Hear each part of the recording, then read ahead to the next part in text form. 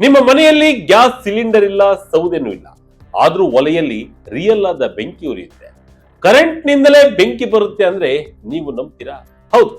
ಇನ್ಮೇಲೆ gas cylinder book ಮಾಡೋ tension ಇಲ್ಲ. ಇಂಡಕ್ಷನ್ ಒಲೆಗೆ ಯಾವ ಪಾತ್ರೆ ಇಡಬೇಕು ಅನ್ನೋ ತಲೆಬಿಸಿ ಅಂತೂ ಮೊದಲೇ ಇಲ್ಲ. ಗಾಳಿಯನ್ನೇ ಬೆಂಕಿಯನ್ನಾಗಿ ಪರಿವರ್ತಿಸುವ ಮ್ಯಾಜಿಕ್ ಒಲೆ ಭಾರತಕ್ಕೆ ಎಂಟ್ರಿ ಕೊಟ್ಟಿದೆ. ಈಗ ಸೈನ್ಸ್ ಅಂಡ್ ಟೆಕ್ನಾಲಜಿ ಎಷ್ಟರ ಮಟ್ಟಿಗೆ ಬೆಳೆದಿದೆ ಅಂದ್ರೆ ಕೇವಲ ಎಲೆಕ್ಟ್ರಿಸಿಟಿಯನ್ನೇ ಬಳಸಿಕೊಂಡು ಯಾವುದೇ ಗ್ಯಾಸ್ ಇಲ್ಲದೆ ಸಾಂಪ್ರದಾಯಿಕ ಒಲೆಯಂತೆ ಬೆಂಕಿಯನ್ನ ಸೃಷ್ಟಿಸುವ ಹೊಸ ತಂತ್ರಜ್ಞಾನವೊಂದು ಮಾರುಕಟ್ಟೆಗೆ ಎಂಟ್ರಿ ಕೊಟ್ಟಿದೆ. ಅದೇ ಎಲೆಕ್ಟ್ರಿಕ್ ಫ್ಲೇಮ್ ಪ್ಲಾಸ್ಮಾ ಸ್ಟವ್. ಇದು ಭಾರತದ ಅಡುಗೆ ಮನೆಗಳ ಭವಿಷ್ಯವನ್ನೇ ಬದಲಾಯಿಸಲಿದೆ. ಈ ಟೆಕ್ಗೆ ಕೇಂದ್ರದ ಸಪೋರ್ಟ್ ಕೂಡ ಸಿಕ್ತಿದ್ದು ಮುಂದೆ ಪ್ರತಿ ಮನೆಗೂ ತಲುಪುವ ನಿರೀಕ್ಷೆ ಇದೆ. ಹಾಗಾದ್ರೆ ಏನಿದು ಪ್ಲಾಸ್ಮಾ ಎಲೆಕ್ಟ್ರಿಕ್ ಸ್ಟವ್? ಇದು ಹೇಗೆ ಕೆಲಸ ಮಾಡುತ್ತೆ? ಇದರಲ್ಲಿ ಗ್ಯಾಸ್ ಇಲ್ಲದಿದ್ದರೂ ಬೆಂಕಿ ಹೇಗೆ ಬರುತ್ತೆ? ಇಂಡಕ್ಷನ್ ಮತ್ತು ಗ್ಯಾಸ್ ಒಲೆಗಳಿಗೂ ಇರುವ ವ್ಯತ್ಯಾಸಗಳೇನು? ಇದರ ಬೆಲೆ ಎಷ್ಟು ಎಂಬುದನ್ನ ಈ ವಿಡಿಯೋದಲ್ಲಿ ಡೀಟೇಲ್ ಆಗಿ ಹೇಳ್ತೀನಿ. ಎಲ್ಲೂ ಸ್ಕಿಪ್ ಮಾಡದೆ ವಿಡಿಯೋ ನೋಡಿ. ಏನಿದು ಪ್ಲಾಸ್ಮಾ ಫ್ಲೇಮ್ ಎಲೆಕ್ಟ್ರಿಕ್ ಸ್ಟವ್? ಹೊಸ ಟೆಕ್ ಬಗ್ಗೆ ಪ್ರಹ್ಲಾದ್ ಜೋಶಿ ಹೇಳಿದ್ದೇನು?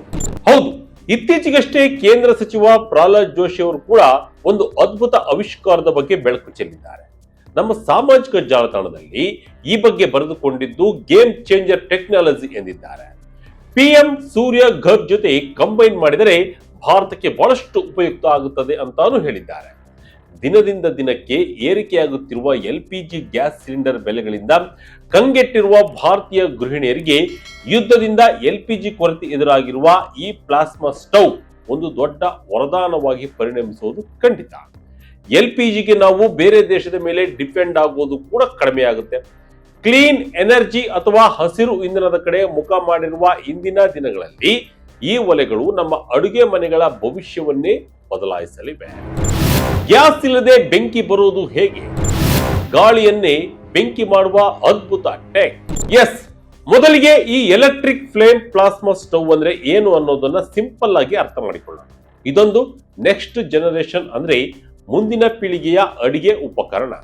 ಇದು LPG ಅಥವಾ PNG ಗ್ಯಾಸ್ ಬದಲು ಸಂಪೂರ್ಣವಾಗಿ ಎಲೆಕ್ಟ್ರಿಸಿಟಿ ಅಂದ್ರೆ ವಿದ್ಯುತ್ನಿಂದಲೇ ಕೆಲಸ ಮಾಡುತ್ತೆ. ಆದರೆ ಇದು ನಮ್ಮ ಮನೆಗಳಲ್ಲಿರುವ ಸಾಮಾನ್ಯ ಇಂಡಕ್ಷನ್ ಒಲೆ ಅಂತಲ್ಲ. ನಮ್ಮ ಮನೆಯಲ್ಲಿರುವ ಇಂಡಕ್ಷನ್ ಒಲೆಯಲ್ಲಿ ಮ್ಯಾಗ್ನೆಟಿಕ್ ಫೀಲ್ಡ್ ಮೂಲಕ ಪಾತ್ರೆ ಬಿಸಿಯಾಗುತ್ತೆ. ಅಲ್ಲಿ ಬೆಂಕಿ ಇರಲ್ಲ. ಆದ್ರೆ ಈ ಪ್ಲಾಸ್ಮಾ ಸ್ಟವ್ ನಲ್ಲಿ ನಿಮಗೆ ಅಕ್ಷರ ಸಹ ಗ್ಯಾಸ್ ಒಲೆಯಲ್ಲಿ ಬರುವಂತೆಯೇ ರಿಯಲ್ ಆದ ಬೆಂಕಿ ಬರುತ್ತದೆ. ಇದಕ್ಕೆ ಕಾರಣ ಪ್ಲಾಸ್ಮಾ ಆರ್ಕ್ ಟೆಕ್ನಾಲಜಿ. ಈ ಒಲೆಯಲ್ಲಿ ಯಾವುದೇ ಇಂಧನ ಉರಿಯುವುದಿಲ್ಲ.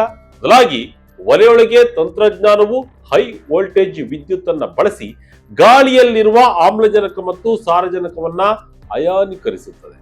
ಈ ಪ್ರಕ್ರಿಯೆ ಮೂಲಕ ಗಾಳಿಯು ಪ್ಲಾಸ್ಮಾ ಎಂಬ ವಾಹಕ ಸ್ಥಿತಿಗೆ ಬದಲಾಗುತ್ತದೆ. ಇದೇ ಪ್ಲಾಸ್ಮಾ ಒಂದು ಸಣ್ಣ ಮತ್ತು ನಿಯಂತ್ರಿತ ಬೆಂಕಿಯ ರೂಪದನ್ನ ಪಡೆದುಕೊಳ್ಳುತ್ತೆ. ಅಂದರೆ ಸಿಂಪಲ್ ಆಗಿ ಹೇಳ್ಬೇಕಂದ್ರೆ ಇಲ್ಲಿ ಗ್ಯಾಸ್ ಇಲ್ಲ, ಯಾವುದೇ ಇಂಧನ ಉರಿಯುವ ಪ್ರಕ್ರಿಯೆ ಇಲ್ಲ. ಕೇವಲ ಕರೆಂಟ್ ಬಳಸಿ ಗಾಳಿಯನ್ನೇ ಬೆಂಕಿಯನ್ನಾಗಿ ಪರಿವರ್ತನೆ ಮಾಡಲಾಗುತ್ತೆ. ಗ್ಯಾಸ್ ಇಂಡಕ್ಷನ್ ಗಿಂತ ಇದು ಹೇಗೆ ಭಿನ್ನ? ಪಾತ್ರೆಗಳ ಟೆನ್ಷನ್ ಇನ್ಮೇಲೆ ಇಲ್ಲವೇ ಇಲ್ಲ. ಇಲ್ಲಿ ನಿಮಗೊಂದು ಪ್ರಶ್ನೆ ಕಾಡಬಹುದು. ನಿಮ್ಮ ಮನೆಯಲ್ಲಿ ಈಗಾಗಲೇ ಗ್ಯಾಸ್ ಒಲೆ ಇದೆ, ಇಂಡಕ್ಷನ್ ಕೂಡ ಇದೆ, ಮತ್ತೆ ಯಾಕೆ ಪ್ಲಾಸ್ಮಾ ಸ್ಟವ್ ಯಾಕೆ ಬೇಕು ಅಂತ. ವೀಕ್ಷಕರೇ, ಈ ಮೂರು ತಂತ್ರಜ್ಞಾನಗಳ ನಡುವೆ ಅಜಗಜಾಂತರ ವ್ಯತ್ಯಾಸ. ಮೊದಲಿಗೆ LPG ಗ್ಯಾಸ್ ಒಲೆ ತೆಗೆದುಕೊಂಡರೆ ಅಲ್ಲಿ ಇಂಧನ ಉರಿಯುತ್ತದೆ. 40% 50% ಮಾತ್ರ ದಕ್ಷತೆ ಇರುತ್ತದೆ. ಅಂದರೆ ಸಾಕಷ್ಟು ಶಾಖ ವ್ಯರ್ಥ ಆಗುತ್ತದೆ. ಜೊತೆಗೆ ಗ್ಯಾಸ್ ಲೀಕ್ ಆಗುವ ಅಪಾಯ, ಹೊಗೆ ಮತ್ತು ಮಸಿ ಬರುವ ಕಿರಿಕಿರಿ ಇದ್ದೇ ಇರುತ್ತದೆ. ಇದರ ಜೊತೆ LPG ಗ್ಯಾಸ್ ಸಿಗದೇ ಇರುವುದು, ಬೆಲೆ ಏರಿಕೆಯಂತಹ ಅನೇಕ ಸಮಸ್ಯೆಗಳು ಕೂಡ ನಿಮ್ಮನ್ನ ಕಾಡಲಿವೆ. ಇನ್ನು ಇಂಡಕ್ಷನ್ ಒಲೆಯ ವಿಚಾರಕ್ಕೆ ಬಂದರೆ ಇದು 85% 90% ದಕ್ಷತೆ ಹೊಂದಿದ್ದರೂ ಇದರಲ್ಲಿ ಅತಿ ದೊಡ್ಡ ಮೈನಸ್ ಪಾಯಿಂಟ್ ಅಂದ್ರೆ ಪಾತ್ರೆಗಳ ಸಮಸ್ಯೆ. ಇಂಡಕ್ಷನ್ ಮೇಲೆ ನೀವು ಮ್ಯಾಗ್ನೆಟಿಕ್ ಬೇಸ್ ಅಂದ್ರೆ ಫ್ಲಾಟ್ ಆಗಿರುವ ಮತ್ತು ಕಾಂತೀಯ ಶಕ್ತಿ ಇರುವ ಪಾತ್ರೆಗಳನ್ನ ಮಾತ್ರ ಇಡಬೇಕು. ನೀವು ಅಲ್ಯೂಮಿನಿಯಂ, ಹಿತ್ತಾಳೆ, ಮಣ್ಣಿನ ಪಾತ್ರೆ ಅಥವಾ ತಳ ಗುಂಡಗಿರುವ ಕಬ್ಬಿಣದ ಬಾಣಲೆಯನ್ನ ಇಡುವಂತಿಲ್ಲ. ಜೊತೆಗೆ ಇಂಡಕ್ಸ್ ನಲ್ಲಿ ದೋಸೆ ಮಾಡುವಾಗ ಅಥವಾ ಒಗ್ಗರಣೆ ಹಾಕುವಾಗ ನಮ್ಮ ಸಾಂಪ್ರದಾಯಿಕ ಗ್ಯಾಸ್ ಒಲೆಯ ಫೀಲ್ ಸಿಗಲ್ಲ. ಇದು ನಿಮಗೆ ಸ್ವಲ್ಪ ಮೈನಸ್ ಆಗುತ್ತೆ. ಗ್ಯಾಸ್ ಇಂಡಕ್ಷನ್ಗೆ ಪರ್ಯಾಯ ಪ್ಲಾಸ್ಮಾ ಸ್ಟವ್. ಆದರೆ ಈ ಪ್ಲಾಸ್ಮಾ ಎಲೆಕ್ಟ್ರಿಕ್ ಸ್ಟವ್ ಈ ಎರಡೂ ಒಲೆಗಳ ಸಮಸ್ಯೆಗಳಿಗೆ ಒನ್ ಸ್ಟಾಪ್ ಸೊಲ್ಯೂಷನ್ ನೀಡ್ತಾ ಇದೆ. ಇದರಲ್ಲಿ 1200ರಿಂದ 1300 ಡಿಗ್ರಿ ಸೆಲ್ಸಿಯಸ್ ವರೆಗೆ ತಾಪಮಾನವನ್ನ ಸೃಷ್ಟಿಸುವ ಬೆಂಕಿ ಬರುತ್ತದೆ. ಈ ಬೆಂಕಿ ಬರುವುದರಿಂದ ನೀವು ಯಾವುದೇ ಪಾತ್ರೆಯನ್ನ ಬೇಕಾದರೂ ಬಳಸಬಹುದು. ಹೌದು, ಸ್ಟೀಲ್, ಅಲ್ಯೂಮಿನಿಯಂ, ಕಬ್ಬಿಣ, ಬಾಣಲೆ, ಹಿತ್ತಾಳೆ ಪಾತ್ರೆ, ಗಾಜಿನ ಪಾತ್ರೆ, ಹೀಗೆ ನಿಮ್ಮ ಮನೆಯಲ್ಲಿರುವ ಯಾವುದೇ ಪಾತ್ರೆಯನ್ನ ಇದರ ಮೇಲೆ ಇಟ್ಟು ಅಡುಗೆ ಮಾಡಬಹುದು. ಗ್ಯಾಸ್ ಒಲೆಯಂತೆಯೇ ನಾಬ್ ಮೂಲಕ ಬೆಂಕಿಯನ್ನ ಹೆಚ್ಚು ಕಡಿಮೆ ಮಾಡಬಹುದು. ರೊಟ್ಟಿ ಸುಡಲು, ಡೀಪ್ ಫ್ರೈ ಮಾಡಲು, ಒಗ್ಗರಣೆ ಕೊಡಲು ಇದು ಹೇಳಿ ಮಾಡಿಸಿದ ತಂತ್ರಜ್ಞಾನವಾಗಿದೆ. ಗ್ಯಾಸ್ನ ಫೀಲ್ ಅನ್ನ ಎಲೆಕ್ಟ್ರಿಸಿಟಿಯಲ್ಲಿ ಕೊಡುವುದೇ ಇದರ ಹೈಲೈಟ್. ಆದ್ದರಿಂದ ನಿಮಗೆ ಗ್ಯಾಸ್ ಸಿಗುತ್ತೋ ಇಲ್ವೋ, ಬೆಲೆ ಎಷ್ಟು ಏರುತ್ತೋ ಇಲ್ವೋ ಅನ್ನೋ ಯೋಚನೆ ಇದಕ್ಕೆ ಇರಲ್ಲ. ಜೊತೆಗೆ ಇದಕ್ಕೆ ಯಾವ ಪಾತ್ರೆ ಇಡಬೇಕು ಇಡಬಾರದು ಅನ್ನೋ ತಲೆಬಿಸಿ ಕೂಡ ಇರಲ್ಲ. ಮಸ್ತ್ ಟೆಕ್ನಾಲಜಿ ಅಲ್ವಾ ಇದು. ಪ್ಲಾಸ್ಮಾ ಸ್ಟವ್ ನ ಫೀಚರ್ಸ್ ಮತ್ತು ಬೆಲೆ ಎಷ್ಟು? ಇದರಿಂದ ಕರೆಂಟ್ ಬಿಲ್ ಜಾಸ್ತಿ ಬರುತ್ತಾ? ವೀಕ್ಷಕರೇ, ಈ ಎಲೆಕ್ಟ್ರಿಕ್ ಪ್ಲಾಸ್ಮಾ ಸ್ಟವ್ ನ ಫೀಚರ್ಸ್ ಕೇಳಿದ್ರೆ ನೀವೇ ಆಶ್ಚರ್ಯ ಪಡ್ತೀರಿ. ಇದರಲ್ಲಿ ಯಾವುದೇ ಗ್ಯಾಸ್ ಲೀಕೇಜ್ ರಿಸ್ಕ್ ಇಲ್ಲ. ಹಾಗಾಗಿ ಇದು 100% ಸುರಕ್ಷಿತ. ಜೊತೆಗೆ ಓವರ್ ಹಿಟ್ ಪ್ರೊಟೆಕ್ಷನ್ ಮತ್ತು ಆಟೋ ಶಟಪ್ ನಂತಹ ಅಡ್ವಾನ್ಸ್ಡ್ ಸೇಫ್ಟಿ ಸಿಸ್ಟಮ್ ಗಳನ್ನ ಇದು ಹೊಂದಿದೆ. ಮೇಲ್ಭಾಗದಲ್ಲಿ tough glass metal alloy burner ಗಳನ್ನ ನೀಡಲಾಗಿದ್ದು, ಯಾವುದೇ ಮಸಿ ಅಥವಾ ಕಸ ಉಳಿಯುವ ಕಾರಣ ಕ್ಲೀನ್ ಮಾಡುವುದು ಕೂಡ ತುಂಬಾನೇ ಸುಲಭ. ಇನ್ನು ಇದರ ಪವರ್ ಮತ್ತು ಕೆಪಾಸಿಟಿಯನ್ನು ನಾವು ನೋಡ್ತಾ ಹೋದಾದ್ರೆ ಇದು 220V AC ಕರೆಂಟ್ ನಲ್ಲಿ ಕೆಲಸ ಮಾಡುತ್ತೆ. ಸಿಂಗಲ್ ಮತ್ತು ಡಬಲ್ ಬರ್ನರ್ ಆಪ್ಷನ್ ಗಳಲ್ಲಿ ಬರುವ ಈ ಒಲೆಗಳು 2500 ವ್ಯಾಟ್ಸ್ ನಿಂದ ಹಿಡಿದು 6000 ವ್ಯಾಟ್ಸ್ ವರೆಗಿನ ಪವರ್ ಆಯ್ಕೆಗಳಲ್ಲಿ ಲಭ್ಯವಿದೆ. ಅಂದ್ರೆ ಇದು ಕೇವಲ ಮನೆಗಳಿಗೆ ಮಾತ್ರವಲ್ಲ, ಹೋಟೆಲ್ಗಳು, ರೆಸ್ಟೋರೆಂಟ್ಗಳು, ಕ್ಲೌಡ್ ಕಿಚನ್ಗಳು ಮತ್ತು ಫುಡ್ ಟ್ರಕ್ಗಳಿಗೂ ಹೇಳಿ ಮಾಡಿಸಿದ ಉಪಕರಣ. ಸ್ಮಿತ್ ಕುಸಿನಾ ಎಗ್ನೈಟ್ ನಂತಹ ಬ್ರ್ಯಾಂಡ್ಗಳು ಈ ತಂತ್ರಜ್ಞಾನದಲ್ಲಿ ಕೆಲಸ ಮಾಡುತ್ತಿವೆ. ಬೆಲೆಯ ವಿಚಾರಕ್ಕೆ ಬಂದರೆ ಪ್ರಸ್ತುತ ಮಾರುಕಟ್ಟೆಯಲ್ಲಿ ಇದು ಹೊಸ ತಂತ್ರಜ್ಞಾನ ಆಗಿರುವುದರಿಂದ ಅಂದಾಜು 35,000 ರೂಪಾಯಿಗಳ ಆಸುಪಾಸಿನಲ್ಲಿರಲಿದೆ. ಇದು ಹೈ ಎಂಡ್ ಡಿಸೈನ್ ಆಗಿರುವುದರಿಂದ ಸದ್ಯಕ್ಕೆ 90% ಗಿಂತ ಹೆಚ್ಚಿನ ಎಫಿಷಿಯನ್ಸಿಯೊಂದಿಗೆ ಕೆಲಸ ಮಾಡುತ್ತೆ. ಮುಂದಿನ ದಿನಗಳಲ್ಲಿ ನಾರ್ಮಲ್ ಬೆಲೆಗೆ ಕೂಡ ಸಿಗಬಹುದು. ಅಂದ್ರೆ 10,000 ರೂಪಾಯಿಗಿಂತ ಕಡಿಮೆ ಸಿಕ್ಕರೂ ಇದು ಭಾರತದ ಮನೆಗಳಲ್ಲಿ ಗೇಮ್ ಚೇಂಜರ್ ಆಗೋದ್ರಲ್ಲಿ ಯಾವುದೇ ಅನುಮಾನವಿಲ್ಲ. ಭಾರತಕ್ಕೆ ಇದು ಗೇಮ್ ಚೇಂಜರ್ ಆಗೋದು ಹೇಗೆ? ಸೋಲಾರ್ ಇದ್ರೆ ಅಡುಗೆ ಕೂಡ ಸಂಪೂರ್ಣ ಫ್ರೀ.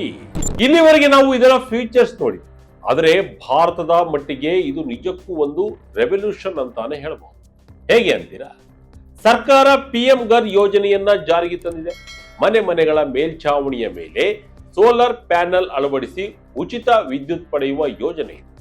ಜಸ್ಟ್ ಊಹಿಸಿಕೊಳ್ಳಿ, ನಿಮ್ಮ ಮನೆಯ ಮೇಲೆ ಸೋಲಾರ್ ಪ್ಯಾನಲ್ ಇದ್ದು ನಿಮ್ಮ ಅಡುಗೆ ಮನೆಯಲ್ಲಿ ಈ ಪ್ಲಾಸ್ಮಾ ಸ್ಟವ್ ಇದ್ದರೆ ಏನಾಗುತ್ತೆ? ನೀವು ಗ್ಯಾಸ್ ಸಿಲಿಂಡರ್ ಬುಕ್ ಮಾಡಬೇಕಾದ ಅಗತ್ಯವೇ ಇಲ್ಲ. ಸೂರ್ಯನ ಬಿಸಿಲಿನಿಂದ ಉತ್ಪತ್ತಿಯಾಗುವ ಉಚಿತ ಕರೆಂಟ್ ನಿಂದಲೇ ನೀವು ದಿನದ 3 ಹೊತ್ತು ನಿಮ್ಮಿಷ್ಟದ ಅಡುಗೆಯನ್ನ ಮಾಡಿಕೊಳ್ಬಹುದು. ಒಂದೆಡೆ LPG ಮೇಲಿನ ಅವಲಂಬನೆ ತಪ್ಪುತ್ತದೆ, ಇನ್ನೊಂದೆಡೆ ಪ್ರತಿ ತಿಂಗಳು ಸಾವಿರಾರು ರೂಪಾಯಿ ಉಳಿತಾಯವಾಗುತ್ತೆ.